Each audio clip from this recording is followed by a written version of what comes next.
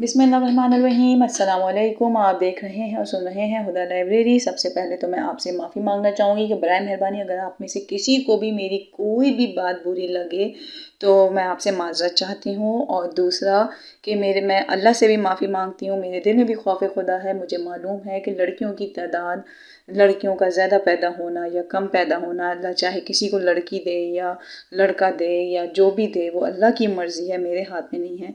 लेकिन उसके बावजूद जो मैंने यहाँ पे 20-25 साल में कनाडा के अंदर मुसलमानों के, ख़ास तौर पे पाकिस्तानियों के हालात देखे हैं, अपने 20-25-30 साल के तजर्बे से मैं आप लोगों को वो बातें बताने जा रही हूँ।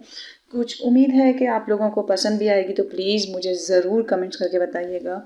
यहाँ पे मैं तकरीबन अगर 30 साल के दौरान का 30 साल का तजर्बा बयान करूँ तो यहाँ पर आप तकरीबन 1990 के अर्ली एज में जो मुसलमान पाकिस्तानी आए थे वो पढ़े लिखे थे, महज़्ज़ब थे, अच्छे पढ़े लिखे ख़ानदान से थे, शराफ़त वाले थे।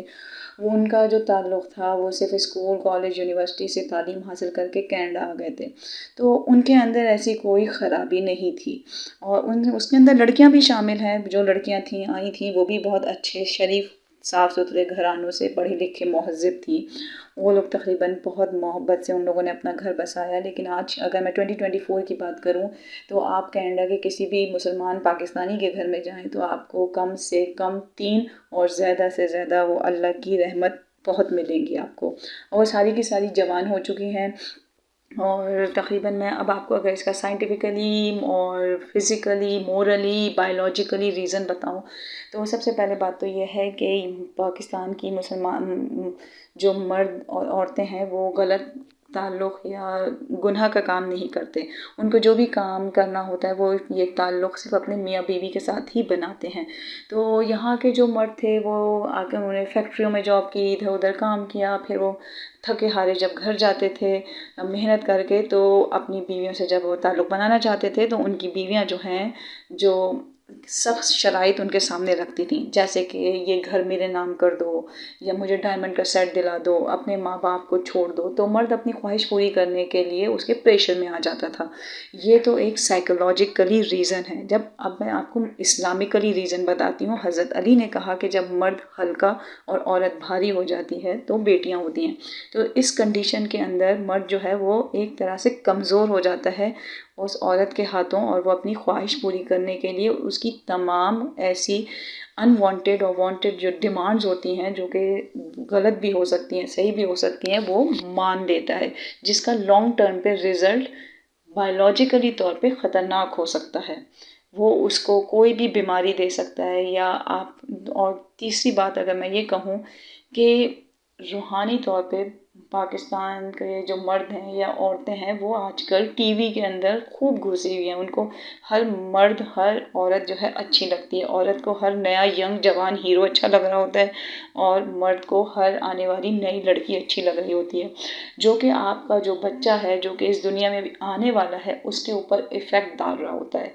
वो जो है वो उसको आप लोग जो हैं वो अच्छा इंसान बनाने के बजाय आप उसको टीवी और फिल्मों के अदाकार से कंपेयर करना शुरू कर देते हैं। और तीसरी चौथी बात जो है, जो इन्वायरमेंटली या कहना चाहिए, जिस मुल्क में ठंड होती है वहाँ पे ज़्यादा लड़कियाँ पैदा होती हैं। और दूसरी बात ये भी है कि मुसलमान जो है वो एबॉर्शन नहीं कराते। तो ये सारी बातें जो हैं ये असरअंदाज होती हैं। और इसके अंदर मैं ये कहूँ कि सबका हाथ शामिल है, सिर्फ एक हाथ शामिल नहीं है कि किसी एक आदमी ने काम किया। इसके अंदर सारी अवामिल शामिल हो रहे हैं।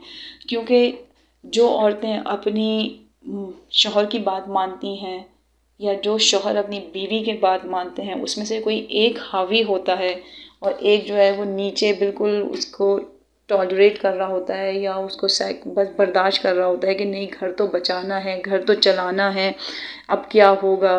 तो इन सारी चीज़ों का असर जो है वो सिर्फ 2 मियाँ बीवी के ऊपर नहीं पड़ रहा होता है, वो पूरी नस्ल के ऊपर पड़ रहा होता है। वो डीएनए बन रहा होता है और वो आपको किस तरह से, किस अवामिल में, किस तरह से मुस्तकबिल में सामने आने वाला है।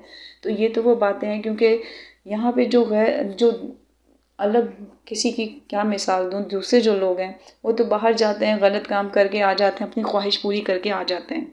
लेकिन जो एक خوف خدا رکھنے والا شخص ہے وہ کیا کرے گا؟ اس کو تو اپنی بیوی سے ہی بات کرنی پڑے گی نا، اور اگر اس کی بیوی جو ہے وہ اس کو غلط طور پہ مینٹلی طور پہ ٹارچر کر رہی ہے تو آگے آپ لوگ خود سمجھدار ہیں، اس میں صرف کسی ایک کا ہاتھ نہیں دوں گی، دوسرے ہاتھ کی طرف آ جائیں آپ۔ اگر دوسری اسٹوری دیکھتے ہیں کہ اس ایک شیشے کے دو رخ ہوتے ہیں، تو اسی طریقے سے جب مرد جو ہے وہ بیوی کو اس قدر ٹارچر کر رہا ہوتا ہے فزیکلی مینٹلی کہ تمہیں یہ کرنا ہے، تمہیں وہ کرنا ہے، مجھے ابھی لڑکی نہیں چاہیے، مجھے لڑکا چاہیے، یا تمہیں ابھی یہ کرنا ہے، تم ایسے کیسے بیٹھ گئی، تو یہ ساری باتیں بھی عورت کے دماغ پہ اثر انداز ہو رہی ہوتی ہیں، جو کہ اس کو فیوچر میں جو اس کے بیبی ہوتا ہے اس کے اوپر بھی اثر انداز ہوتا ہے۔ اب وہ کس طرح سے ہو سکتا ہے؟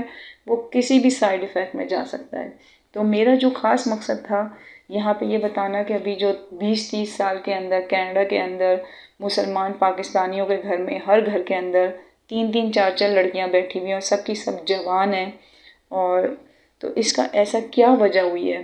تو ایک تو سب سے پہلے قیامت کی نشانی اللہ تعالیٰ نے پہلے ہی بتا دیا تھا، دوسرا میں نے آپ کو بتایا ٹھنڈا ملک ہونے کی وجہ سے، تیسرا میں نے آپ کو بتایا حضرت علی کے قول سے کہ مرد جو ہے وہ ہلکا ہو جاتا ہے، عورت جو ہے وہ بھاری ہو جاتی ہے، تو چوتھا جو ہے یہاں پہ ہم لوگ مسلمان جو ہیں وہ ایبورشن نہیں کراتے۔ تو یہ ساری چیزیں ہیں، تو امید ہے آپ کو میری یہ چھوٹی سی ویڈیو پسند آئے گی، تو پلیز لائک کریں، شیئر کریں، سبسکرائب کریں، گھنٹی کا بٹن دبائیں۔ میرے چینل کا نام ہے ہدیٰ لائبریری۔ اپنے کمنٹ ضرور دیجیے گا، میں آپ کے کمنٹس پڑھ کے اس کے حساب سے نیکسٹ ویڈیو بنانا چاہوں گی۔ اللہ حافظ۔